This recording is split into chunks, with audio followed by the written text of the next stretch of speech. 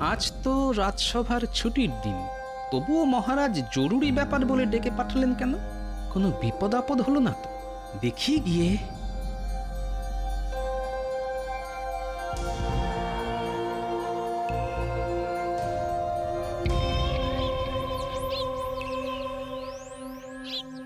ভেতরে আসবো মহারাজ?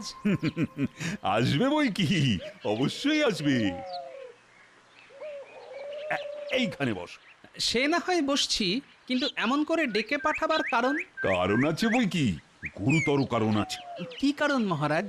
এলেই বুঝতে পারবে। রানী, শুনছো? গোপাল তো এসে গেছে। আসছে।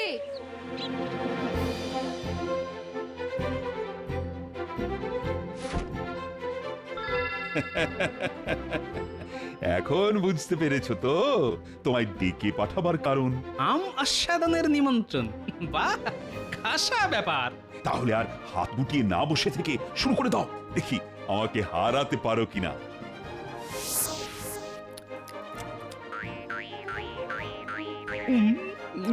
বাহ, বড় চমৎকার খেতে। আমার এক মামা মালদহে থাকেন, এবার সেখানে প্রচুর আম ফলেছে, তাই মামা এক গাড়ি আম পাঠিয়ে দিয়েছে। তা গোপাল, তুমি তো আম খেতে খুব ভালোবাসো। আরে সেই জন্যই তো তোমায় ডেকে পাঠানো। আপনাদের ভালোবাসা আর আন্তরিকতায় আমি ধন্য মহারাজ। নাও নাও নাও, আর কথা না বলে আম খাও। তোমরা তাহলে খাও, আমি রান্নাঘর থেকে আসছি। তবে লজ্জা করো না গোপাল, পুড়িয়ে গেলেই বলবে, আমি আরো আম পাঠিয়ে দেবো। নাও নাও খাও।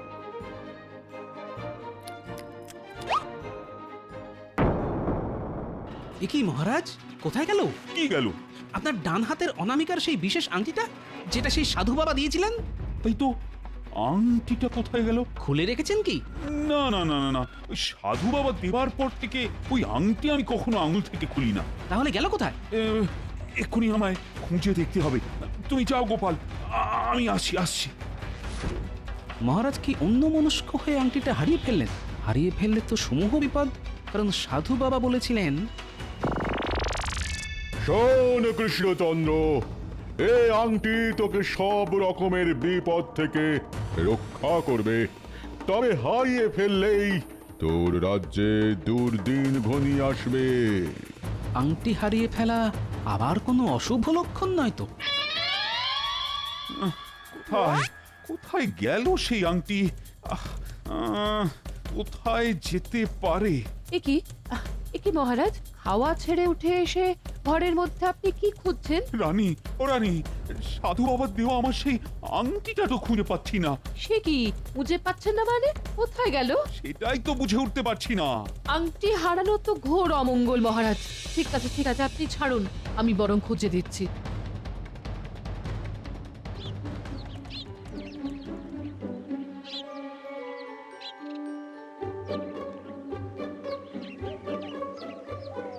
কিরে বেটা, আজ এত দেরি করলি কেন? এদিকে মহারাজের চান তো হয়ে গেল। কি করবো প্রহরী দাদা, ঘরে বউটার যে ধুম জ্বর, সব দিকে সামলে আসতে তাই দেরি হয়ে গেল। যা যা যা, তাড়াতাড়ি গিয়ে মহারাজের চান ঘর পরিষ্কার করে দে। আর শোন, কাল যেন এইরকম দেরি না হয়। আর কখনো এমনকি হবে না গো প্রহরী দাদা। ঠিক আছে, যা।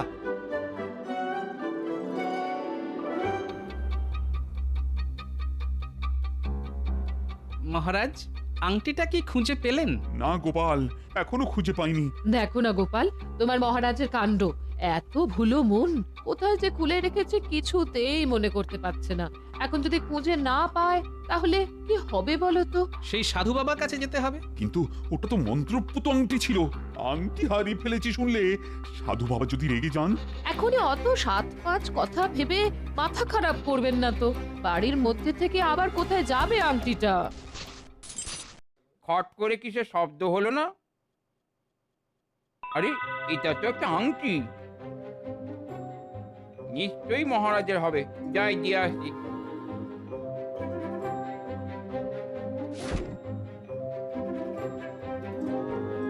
সারা ঘর তো তন্ন তন্ন করে খোঁজা হলো, তার মানে ঘরে নেই। প্রহরী, প্রহরী, বলুন রানীমা। শোনো, মহারাজের একটা আংটি হারিয়ে গেছে। সকলকে নিয়ে সমস্ত রাজবাড়ি, বাগান সব খুঁজে দেখো, সব। যে খুঁজে আনতে পারবে তাকে পুরস্কার দেওয়া হবে। যাও। যথাজ্ঞা রানীমা।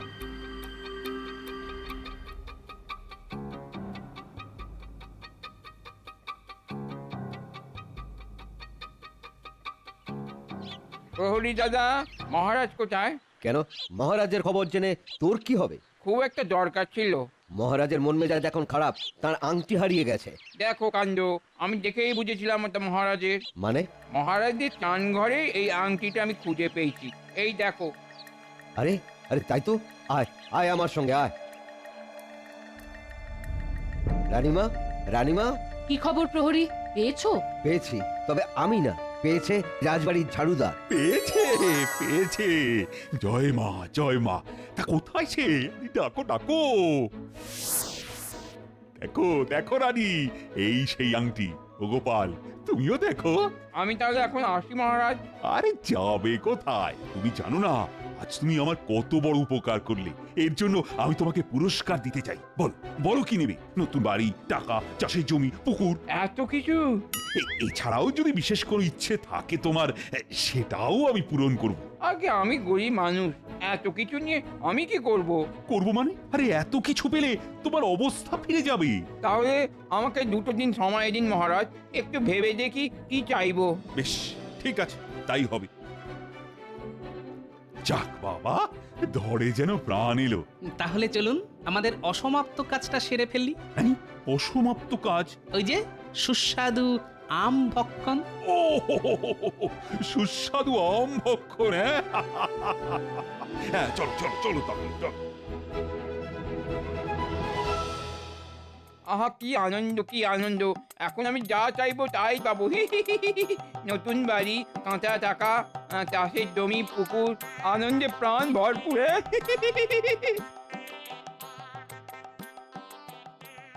আরে রাজবাড়ির ঝাড়ুদার এমন দুহাত তুলে নাচতে নাচতে আসছে কেন? আরে এই বেটা, এই! নাম হই মন্ত্রী মশাই, আজ আমার বড় আনন্দের দিন। তা সে তো তোর দুহাত তুলে নাচা দেখেই বুঝেছি, তা আনন্দটা হলো কিসে? আর বলবেন না মন্ত্রী মশাই, আজ যে কার মুখ দেখে উঠেছিলাম। আরে আসল কথাটা কি বলবি? না বললে সেটাও বলে দে, আমি চলে যাচ্ছি। হ্যাঁ বলছি। জানেন, আজ আমাদের মহারাজের আংটি হারিয়ে গিয়েছিল। আংটি হারিয়ে গিয়েছিল? এক মন্ত্রী মশাই, আর বলবো কি, ওনার চান ঘর থেকে আমি সেটা কুড়িয়ে পাই। আর কি বলবো, সেটা পেয়ে মহারাজ খুশি হয়ে আমাকে কত কি দেবেন বললেন। নতুন বাড়ি, টাকা, চাষের জমি, পুকুর, মনের বাসনা। আর এসব শুনে আমি তো যাকে বলে একেবারে মেরে গেছি। সামান্য একটা আংটি খুঁজে যাবে তিনি এত কিছু। তা এসব নিয়েছিস? দেখো কথা, এত সব নিয়ে আমি যে কি করবো সেটাই তো মাথাতে এলো না। তাই মহারাজের কাছ থেকে 2 দিন সময় নিয়ে বাড়ি চলেছি। ঠান্ডা মাথায় ভেবে কিছু একটা ঠিক করব। ঠিক আছে, তুই যা।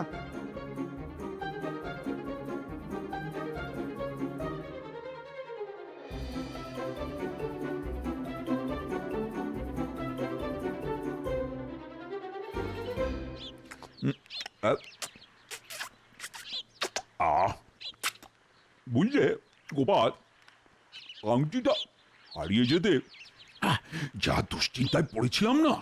সেটাই তো স্বাভাবিক মহারাজ, সাধু বাবার মন্ত্রপুত আংটি বলে কথা। মহারাজ, এ কি শুনলাম? আপনার সেই বিশেষ আংটিটা নাকি হারিয়ে গিয়েছিল? গিয়েছিল, আবার ফিরেও এসেছে। দেখছেন না, তাই তো আমরা মনের সুখে আম খাচ্ছি। তুমি আম খাবে নাকি মন্ত্রী? খুব ভালো জাতের আম। না মহারাজ, কদিন ধরে পেটটা ভালো যাচ্ছে না। আপনার তো খাবার পেটটা ওইটুকু, ঠিক যেন ইঁদুরের মতো। তার আবার ভালো আবার মন্দ। মুখ সামনে কথা বলো গোপাল। মনে আছে একদিন শখ করে হাতির পিঠে চড়েছিলাম বলে তুমি ঠেস মেরে বলেছিলে হাতির পিঠে ইঁদুর চড়েছে? এ বাবা, সেই রসিকতা আপনি এখনো ভোলেননি দেখছি। রসিকতা হলে ভুলে যেতাম, কিন্তু আমি স্পষ্ট বুঝেছিলাম যে আমাকে অপমান করার জন্যই তুমি সর্বসমক্ষে কথাগুলো বলেছিলে। সে তো আপনিও আমাকে যখন তখন কত কিছু বলেন, যেমন টেকো, পেট মোটা, আরো কত কি। আমি কি সেগুলো মনে রেখেছি নাকি মন্ত্রী মশাই? তুমি তো আসলে ভাঁড়, আর ভাঁড়েদের গায়ের চামড়া একটু মোটা হয়, তাই মনে রাখুনি। কিন্তু আমি ভদ্রলোক, মানে অপমান জ্ঞান আমার টনটনে। মন্ত্রী, কি শুরু করলে বলো তো? গোপাল তো কথার কথা বলেছে, তা সেই নিয়ে তুমি আবার পায়ে পা তুলে ঝগড়া করতে শুরু করে দিলে কেন? বাহ মহারাজ, আপনি তো দেখছি গোপালের দিকেই ঝোল টেনে কথা বলছেন। ঠিক আছে, আমি আসছি। আই মন্ত্রী, শোনো শোনো। যা, চলে গেল। মহারাজের কাছ থেকে আশকারা পেয়ে না গোপাল দেখছি এমন মাথায় চড়ে গেছে যে লঘুগুরু জ্ঞানটা অবধি হারিয়ে ফেলেছে। দাঁড়াও, সুযোগ পেলে এমন ব্যবস্থা করব যে কেঁদে কুল পাবে না। কিন্তু কি করা যায়, কি করা যায়, কি করা যায়? হ্যাঁ হ্যাঁ, মাথায় এসে গেছে। তাহলে আর দেরি করা কেন, যাই একবার ওর বাড়ি যাই।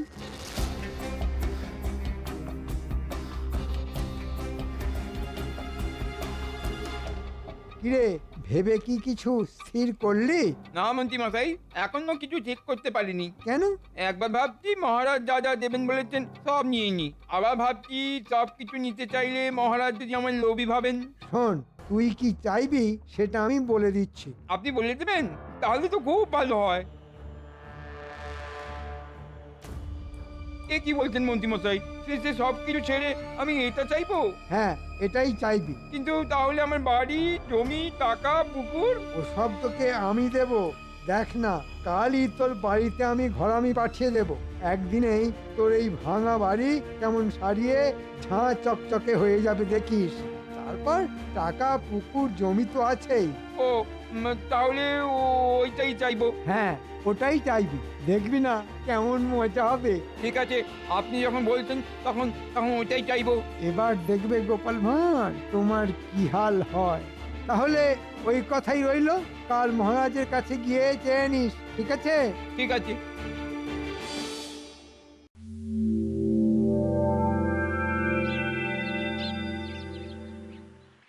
মহারাজ, আরে এসো এসো, বলো ভেবে কি ঠিক করলে? মহারাজ, আমার মনের মধ্যে একটা বাসনা আছে, এইটা যদি আপনি পূরণ করে দেন তাহলে আমার আর অন্য কিছুর দরকার নেই। বলো তাহলে কি তোমার বাসনা? আমার অনেক দিনের সাথ গোপাল ভাঁড়ের পিঠে চড়ে সারা কৃষ্ণনগর ঘোরা। হ্যাঁ, কি বললে? গোপাল ভাঁড়ের পিঠে চড়ে সারা কৃষ্ণনগর ঘোরা। এ কি অসম্ভব কথা বলছো তুমি? দেখো, এটা কি করে সম্ভব? সম্ভব না হলে দেবেন না। আমি শুধু মনে মনে জানবো যে মহারাজ কৃষ্ণচন্দ্র আমার মনের বাসনা পূরণ করতে পারলেন না। ঠিক আছে মহারাজ, আমি চলি। এ তো ভীষণ দোটানায় পড়া গেল। লোকটার মনের বাসনা পূরণ করতে না পারলে ও হয়তো সারা কৃষ্ণনগরে আমার অক্ষমতার কথা রটিয়ে বেড়াবে।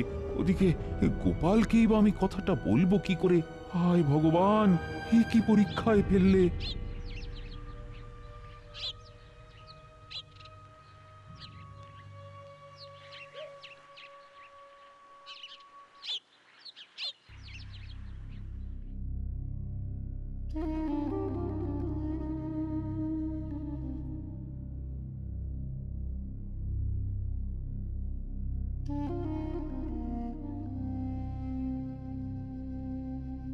নিন, জল খাবারটা খেয়ে নিন মহারাজ।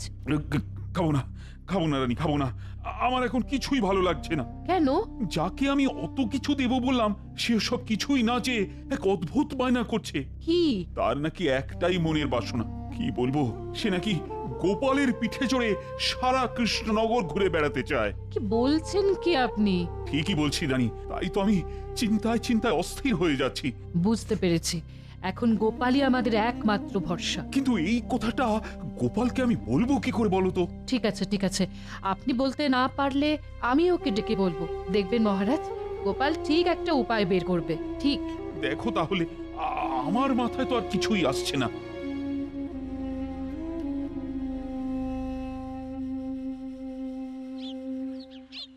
গোপাল দাদা, গোপাল দাদা, কি ব্যাপার রক্ষী? রানীমা এক্ষুনি তোমায় একবার ডাকছেন। রানীমা ডাকছেন? ঠিক আছে, চলো দেখি। সব কথা তো শুনলে গোপাল, এখন একমাত্র তুমি মহারাজকে এই বিপদের হাত থেকে বাঁচাতে পারো। চিন্তা করবেন না রানীমা, বেটাকে পিঠে নিয়ে ঘুরতে আমি রাজি। এতে তোমার অপমান হবে না? দেখুন না ওর কি অবস্থা করি। আপনি মহারাজকে বলে দিন আর অন্য কিছু চিন্তা না করে ওর কথায় যেন রাজি হয়ে যান। তুমি আমাদের বাঁচালে গোপাল। এবার মোটকু গোপাল পড়েছে কলে। আহা, সেই দৃশ্যটা আমি যেন চোখের সামনে দেখতে পাচ্ছি। মহারাজের পরম প্রিয় গোপাল ভাঁড় একজনকে পিঠে নিয়ে সারা কৃষ্ণনগরে ঘুরে বেড়াচ্ছে। হ্যাঁ, আহা, লোকজন দেখছে আর মুখ টিপে হাসছে। ছেলেপুলের দল চটাপট হাততালি দিচ্ছে আর লজ্জায় মাথা হেঁট হয়ে যাচ্ছে টেকো গোপালের। যা যা, এক্ষুনি একটা চোঙা নিয়ে বেরিয়ে পড়। চোঙা ফুঁকে সারা কৃষ্ণনগরের লোককে কাল সকালে রাজবাড়ির সামনে তামাশা দেখতে আসতে বল। আহা আহা, কি আনন্দ!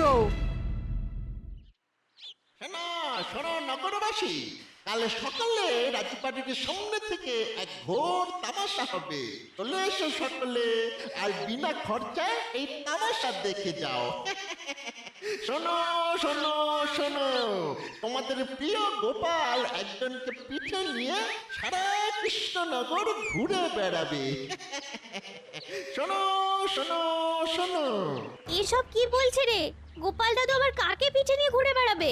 সেটাই তো বুঝতে পারছি না রে। চল তাহলে গোপাল দাদুর বাড়ি, দাদুর কাছে জানতে হবে। তাই চল।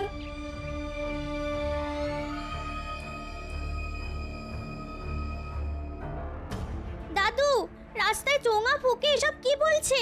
তুমি নাকি কাল কাউকে পিঠে নিয়ে সারা কৃষ্ণনগর ঘুরে তামাশা দেখাবে? ও মা, এইসব আবার বলছে নাকি? তাহলে চলে আয় কাল, দেখবি এক জব্বর তামাশা। তুমি তাহলে সত্যি একজনকে পিঠে নিয়ে ঘুরে বেড়াবে? না না, সেটা খুব খারাপ দেখতে লাগবে। আরে এখনই এত উতলা হচ্ছিস কেন?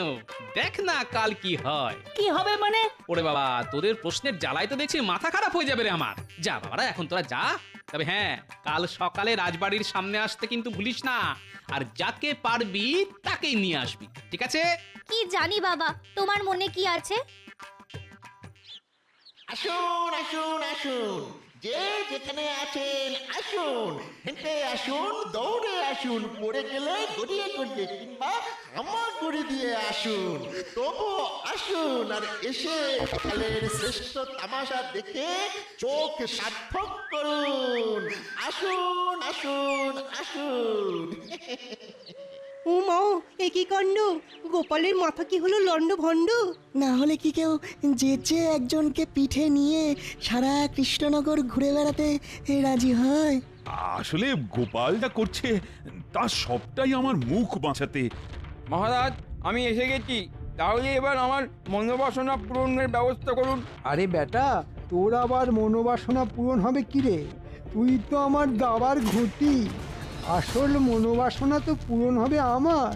আহা আহা, আজ আমার কি আনন্দের দিন! মহারাজ, এবার আমি গোপাল ভাঁড়ের পিঠে চড়তে পারবো তো? হ্যাঁ হ্যাঁ, পারবে পারবে। গোপাল, আমি প্রস্তুত মহারাজ। আয় ভাই, এবার আমার পিঠে ওঠ। সারা কৃষ্ণনগর তোকে পিঠে করে ঘুরে বেড়াই। হায় ভগবান, এই দৃশ্য আমি সহ্য করব কি করে?